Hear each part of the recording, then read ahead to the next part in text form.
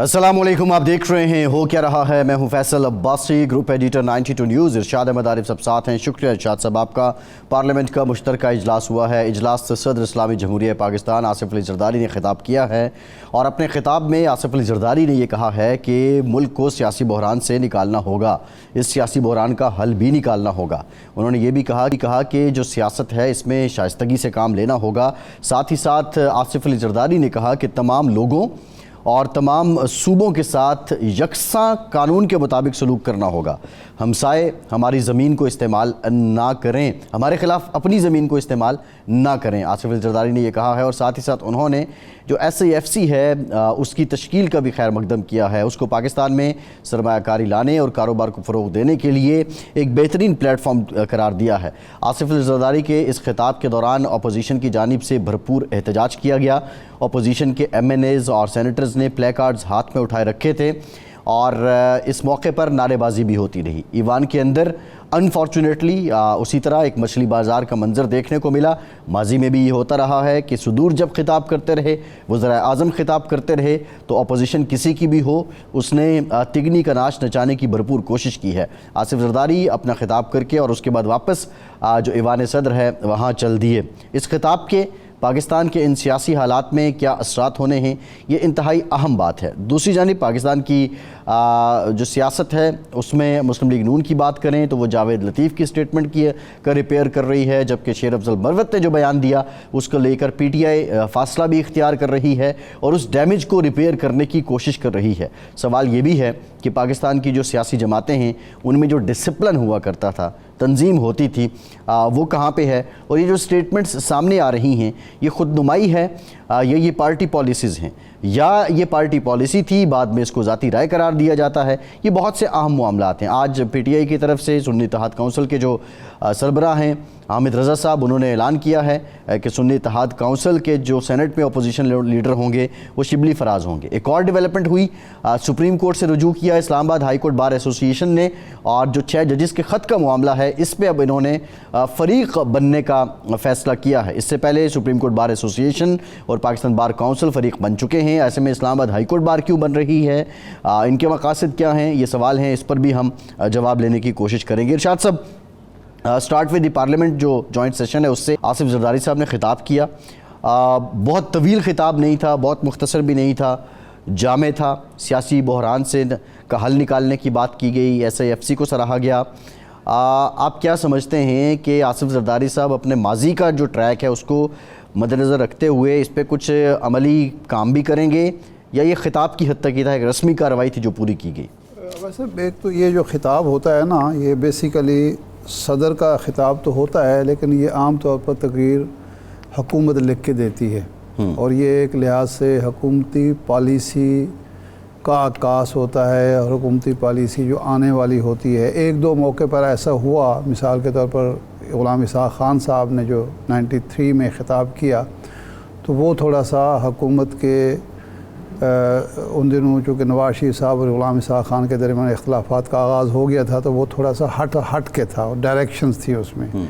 इसी तरह एक मौके पर लगारी साहब ने भी ऐसा ख़िताब किया। अदरवाइज़ ये होता है कि जो हुकूमत है उसका चूँकि सदर उसी का होता है तो वो उसी के ही जो पॉलिसियाँ होती हैं उसी पर, और इसमें भी वही चीज़ें हैं। सिवाय एक बात उन्होंने की है कि जिस सियासी बहरान को हल करने के लिए हम सबको एक कदम पीछे हटना चाहिए।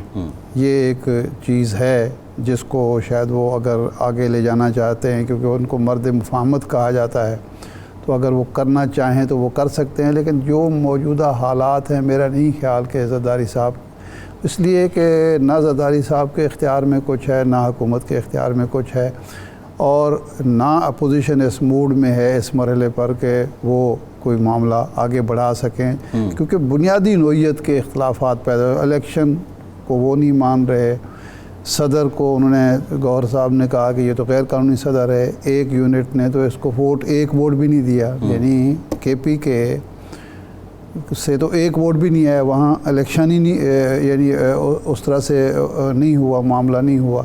सेनेट के बारे में यही कहा जा रहा है क्योंकि एक नामुकम्मल सेनेट ने उनको वोट दिया, तो KP के तो उसमें नुमाइंदगी KP के की पहले वाले सेनेटर्स की तो है ना, में थे, अभी जो 11-12 मुंतखब होने उनकी नहीं, उनकी नहीं है। हाँ।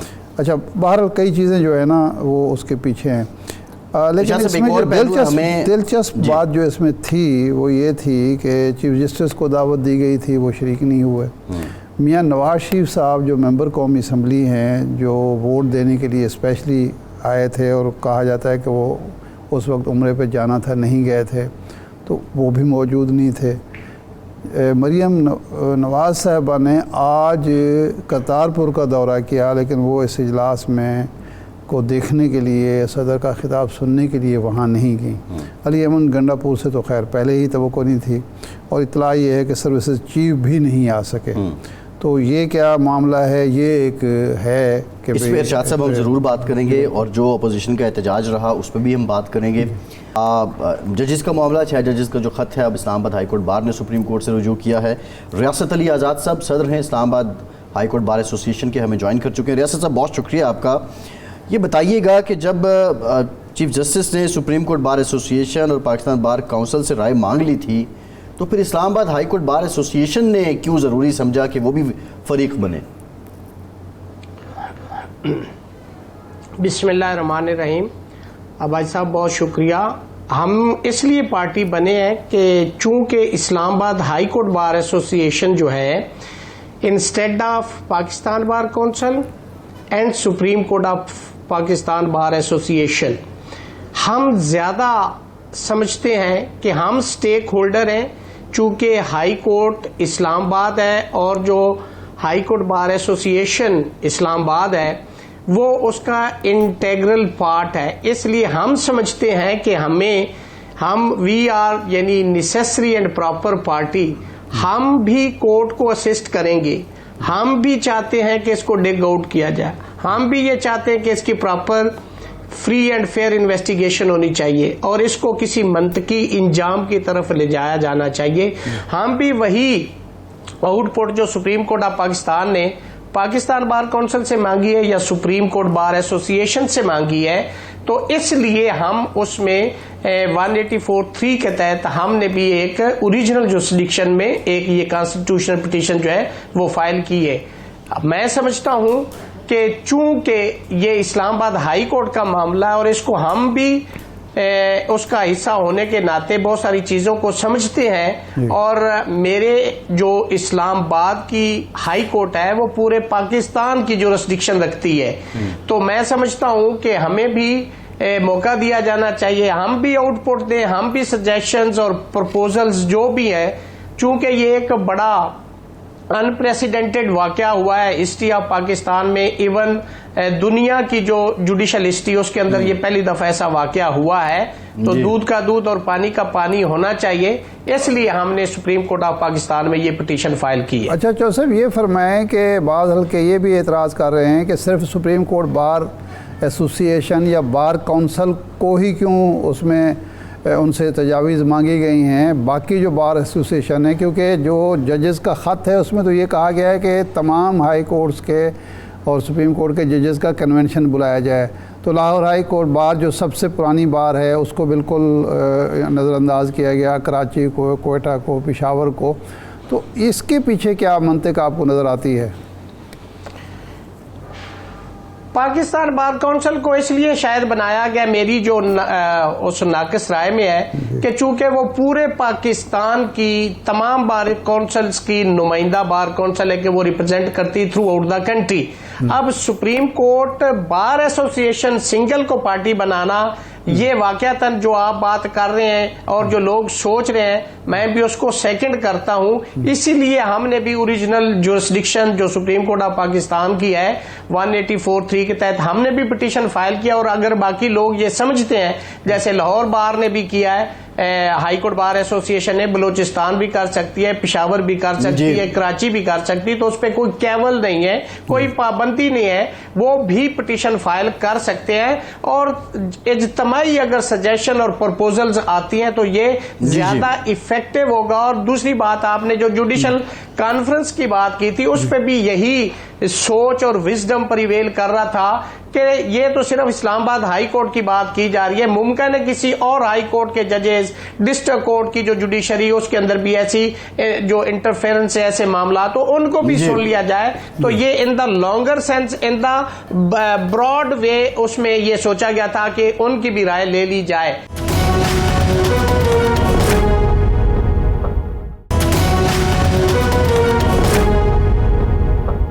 हमारा यही सवाल था कि ये ख़त लिखा गया, ख़त में राय मांगी गई, सुप्रीम जुडिशल काउंसिल को लिखा गया, इस पे अब सुप्रीम कोर्ट में ये अब समाअत के लिए लग गया, हेयरिंग हो रही हैं।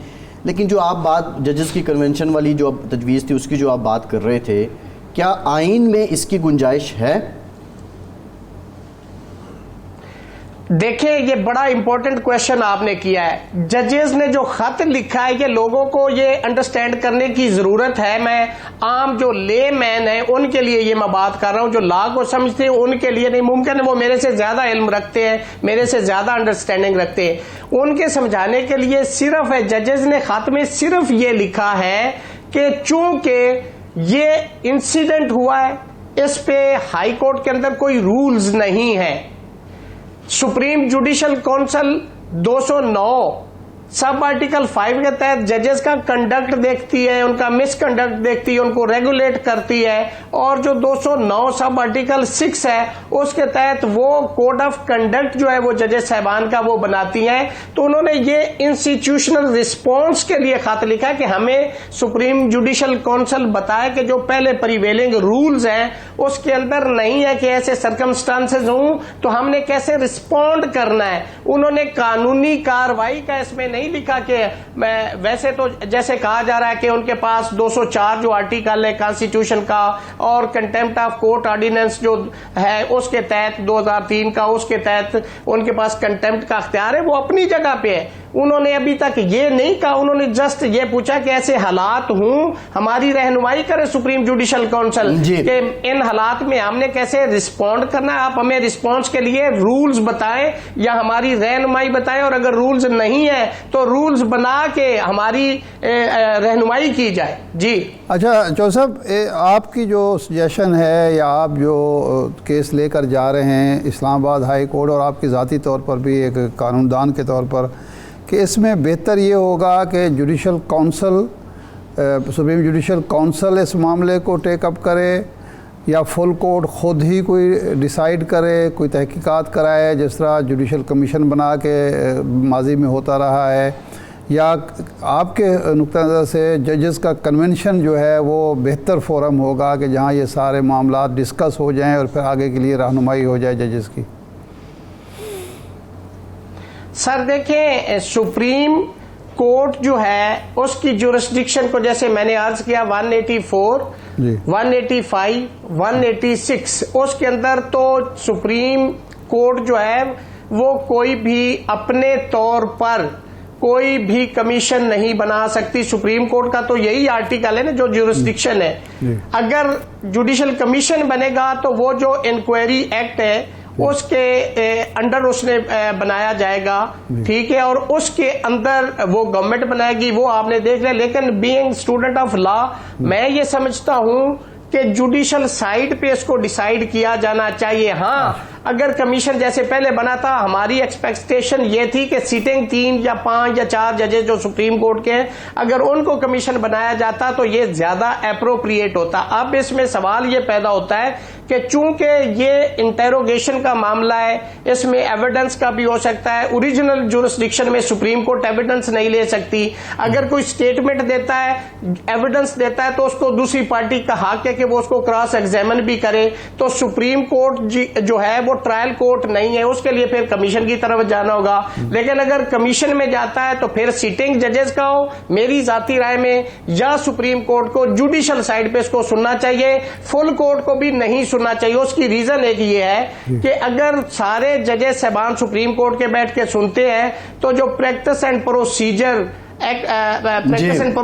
एक्ट आया था 2023, उसके तहत फिर अपील भी प्रोवाइडेड है। सारे जजेस अगर इसको ओरिजिनल जुरिस्डिक्शन में बैठ के सुनेंगे तो अपील किन जजेस के पास जाएगी? अगर जजेस सुन लेंगे जजेस सुन लेंगे तो उनका तो माइंड आ जाएगा ना, सारे सुन लें या अपील में जाएं, बात तो वही है। दूसरा ये है कि जब ये procedure practice and procedure bill पर बहस हो रही थी तो उस वक्त यही सवाल उठाया गया था कि जी अगर ये तो आप फुल कोर्ट का रास्ता ही रोक रहे हैं, तो जवाब यही आया था मंसूर अली शाह साहब और बाद लोगों की तरफ से कि जब फुल कोर्ट होगी तो फिर तो अपील का कोई जवाब नहीं बनता, कि सारे जजों ने उसको सुन लिया, माइंड अप्लाई कर लिया और एक इज्तिमाई दानिश सामने आ गई सबके। दुरुस्त इस हद तक चूंकि ये एक्सेप्शनल केस होगा तो, लेकिन चूंकि सुओ मोटो के तहत इसको सुना जा रहा है, ये चीज हमें याद रखनी कि ये आर्टिकल 184 सब आर्टिकल 3 के तहत सुना जा रहा है। तो जहां पे भी 184(3) के तहत सुप्रीम कोर्ट सुनेगी उसका मैंडेटरी है कि उसकी अपील होगी। यही वुकला, यही बार काउंसिल इसकी डिमांड करती रही है कि जो सुओ मोटो के अंदर डिसाइड होगा उसमें जो शख्स एग्रीव्ड होगा उसको अपील का हक दिया जाए। हम यही कहते थे और आज वो प्रैक्टिस एंड प्रोसीजर एक्ट के तहत जो 2023 है वो दे दिया गया है। आज अगर पूरी कोर्ट सुन लेगी तो वो जो एग्रीव्ड शख्स होगा वो फिर कहां अपील लेके जाएगा, इसमें ये एक कानूनी नुक्ता है।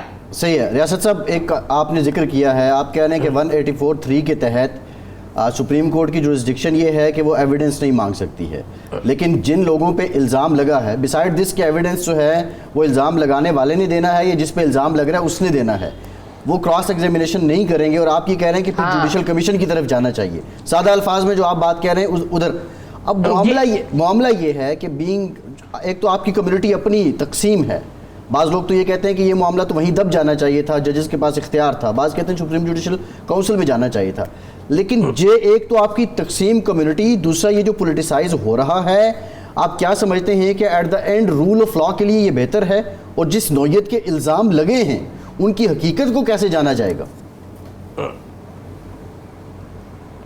देखें, इसमें किसी जगह पे भी जजेस साहबान ने ये डिमांड नहीं की, कानूनी कार्रवाई का उन्होंने ये बात लफ्ज नहीं लिखा, उन्होंने बीइंग इंस्टीट्यूशन रिस्पॉन्स मांगा है। चूंकि इसमें पहले जैसे मैंने अर्ज किया कि इसके अंदर कोई ऐसे रूल्स अवेलेबल नहीं है, जैसे आपने कहा है ना कि सुप्रीम कोर्ट एविडेंस ले सकती है, लेकिन एविडेंस का रिकॉर्ड करना बतौर विटनेस अगर कोई पेश होता है कोई शख्स, तो फिर दूसरी पार्टी का कि उसको क्रॉस एग्जामिन करना।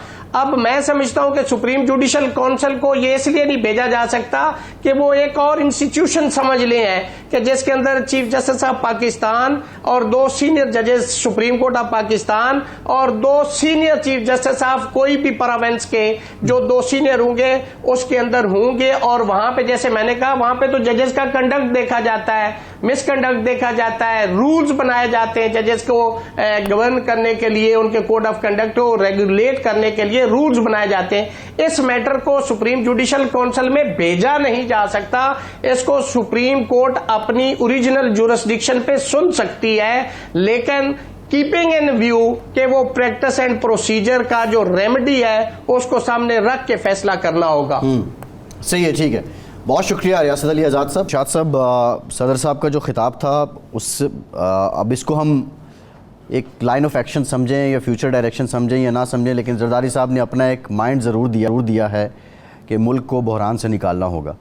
लेकिन बिसाइड दैट अपोजिशन ने जो किया वो भी कुछ नया तो नहीं है, माजी में भी ये कुछ होता था सुदूर जब खिताब करते थे, लेकिन at the end of the day ये जो ऑप्टिक्स आते हैं इस तरह के मौके पे उसका फ़ायदा क्या है?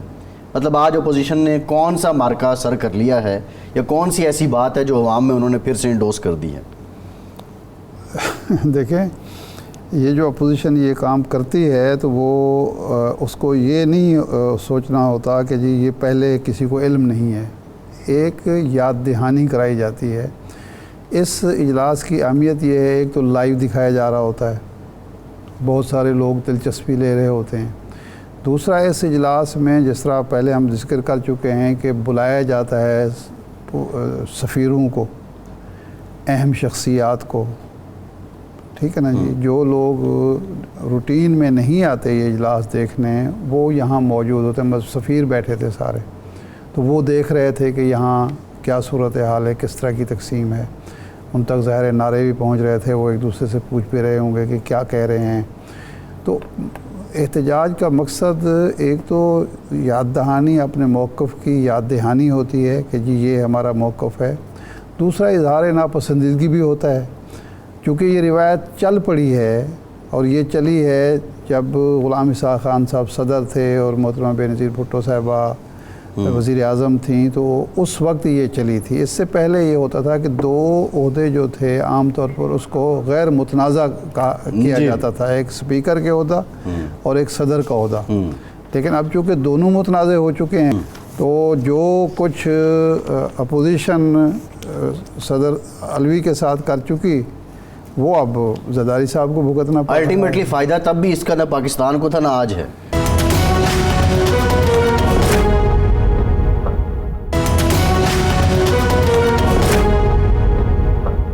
पीटीआई के सेनेटर हैं, हमें ज्वाइन कर चुके हैं, कानूनदान भी हैं। वलीद साहब बहुत शुक्रिया आपका। वलीद साहब यहीं से स्टार्ट कर लेते हैं। आज ये जो आपने एहतजाज किया है, क्या इससे पाया क्या है अपोजिशन ने?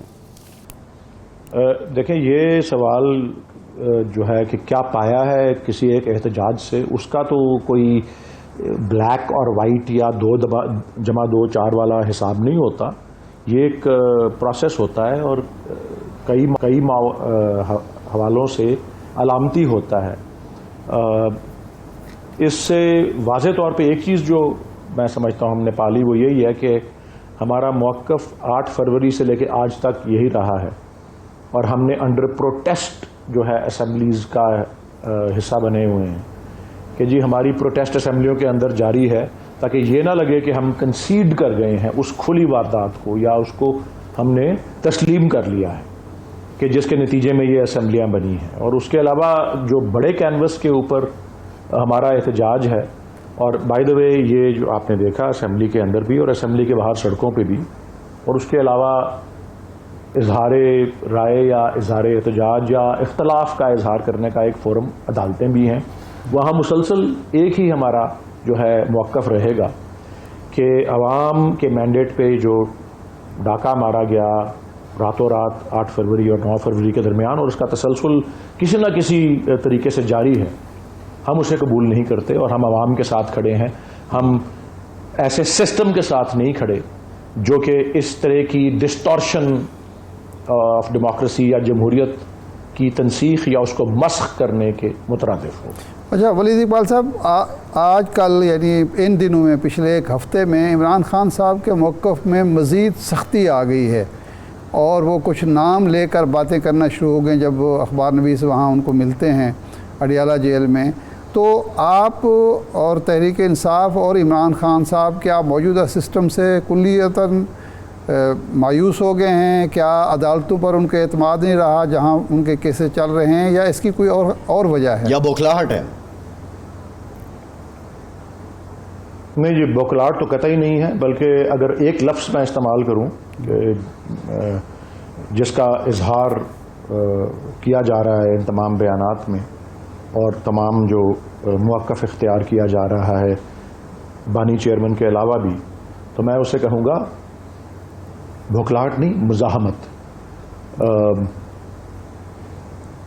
मुफ़ाहमत के बारे में सवाल उठते रहे हैं और कल रात भी हुआ जो मेरे से, जो काफ़ी जिसको वायरल भी उसके हुए बहुत से वर्जन्स।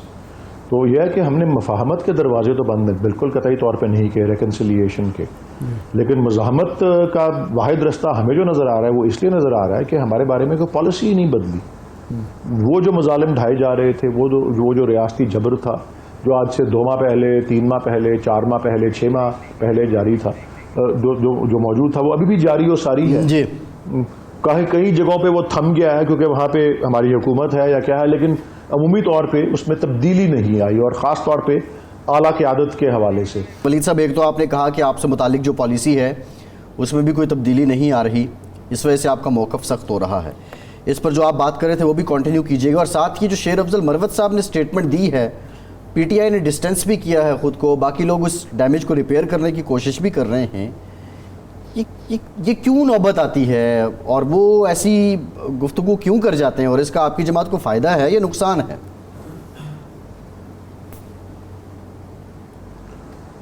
देखें जी, आजकल का ज़माना ऐसा है कि हर एक को बड़ी सनसनी फैलाना और सनसनी को नशर करना पसंद है।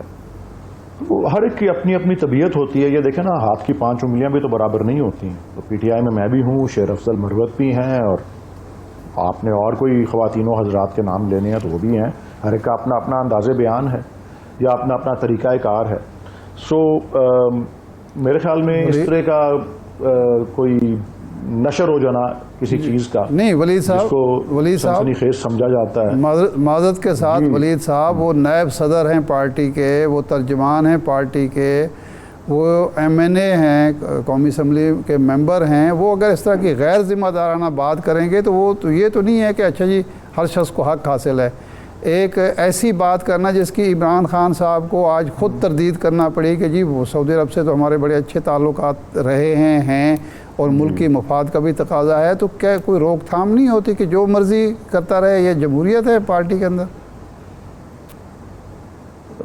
चलें, मैं आपको एक तशबीह दे दूं। एक आज से कुछ 10-12 साल पहले एक बड़ी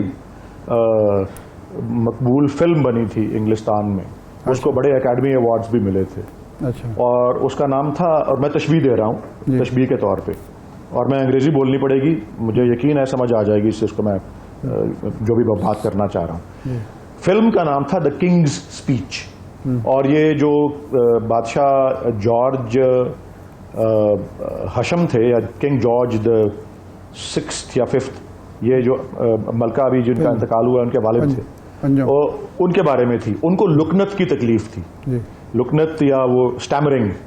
तो वो किंग्स स्पीच इससे वो फिल्म का नाम बना था। और उनको एक उस्ताद मिलते हैं या एक थेरेपिस्ट मिलते हैं जो इनको दुरुस्त करने की कोशिश करते हैं कि वो लुकनत से बगैर जो है वो तकरीर कर सकें, क्योंकि बहुत डिफ़िकल्टी उनको होती थी। तो जब उन दोनों उस स्पेशलिस्ट की और बादशाह की पहली मुलाकात होती है, तो वो जो है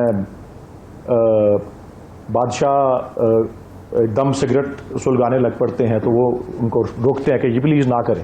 वो कहते हैं जी स्मोक जो होती है वो आपके लैरिंग्स को रिलैक्स करती है और आपको बातचीत करने में आसानी पैदा करती है। तो उन्होंने जवाब दिया स्पेशलिस्ट ने कि ये जो है ये आपको बिल्कुल गलत मशवरा मिला है। उन्होंने कहा ये डॉक्टर्स ने दिया है। तो उन्होंने कहा दे आर ऑल इडियट्स। तो उसके जवाब में बादशाह ने कहा they have all been knighted, कि यानी कि उनको सर का खिताब दिया जा चुका है उन तमाम डॉक्टरों को। तो उसमें जवाब आता है दैट मेक्स इट ऑफिशियल। सो बस इससे ज्यादा नहीं, मेरा वलीद साहब, बाकी आपका पॉइंट ऑफ व्यू आ गया, आपका पॉइंट ऑफ व्यू आ गया। लेकिन अब लॉ स्टूडेंट के तौर पे ज़रा ये रहनुमाई करें हमारी।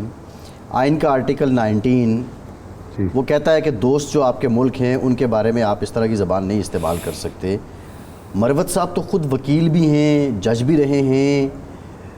अब इसको क्या कहें, मतलब इसको ये कोई ऑफिशियल था, अब वो कह रहे हैं ज़ाती बयान है, या ये पार्टी पॉलिसी थी, और अब जो पार्टी डैमेज को रिपेयर कर रही है ये क्यों है?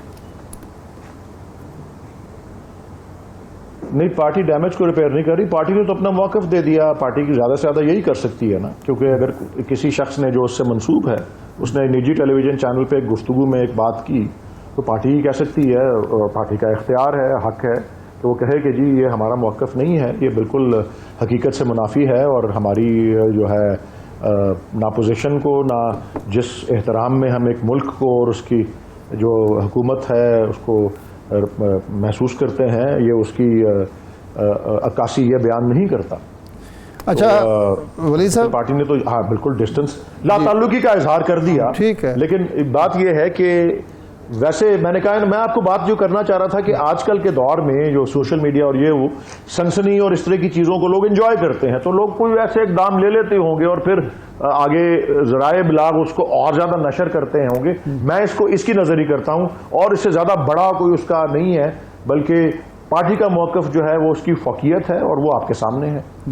अच्छा वली साहब, ये फरमाएं कि ये आप असम्बली के अंदर एहतजाज कर रहे हैं, आपने कहा कि असम्बली के बाहर और अंदर चूँकि हम रिजर्वेशन रखते हैं और अंडर इसमें एज़ प्रोटेस्ट हमने असम्बली को ज्वाइन किया है, लेकिन जो हुकूमत है उसका नुक्ता नज़र ये है कि ये प्रोटेस्ट करके असम्बली के अंदर भी और बाहर भी जो आप जलसे वगैरह एहतजाजी तहरीक चला रहे हैं, बेसिकली आप सरमायाकारी को रोकना चाहते हैं, क्योंकि आप समझते हैं कि अगर सरमायाकारी आ गई तो मौजूदा हुकूमत मजबूत हो जाएगी और फिर हमारा चांस ख़त्म हो जाएगा। तो ये तासुर दुरुस्त है?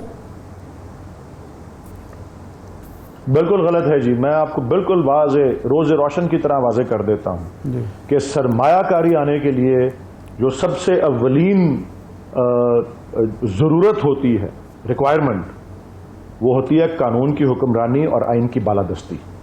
और अगर पाकिस्तान में कम से कम पिछले 2 साल से, अगर और ज़्यादा नहीं, दूसरे कहेंगे और ज़्यादा भी, लेकिन हमारा मौक़िफ़ यह है कि पिछले 2 साल से अगर आप देख लें कि अगर फुकदान किसी चीज़ का रहा है तो वो कानून की हुक्मरानी और आइन की बालादस्ती का रहा है।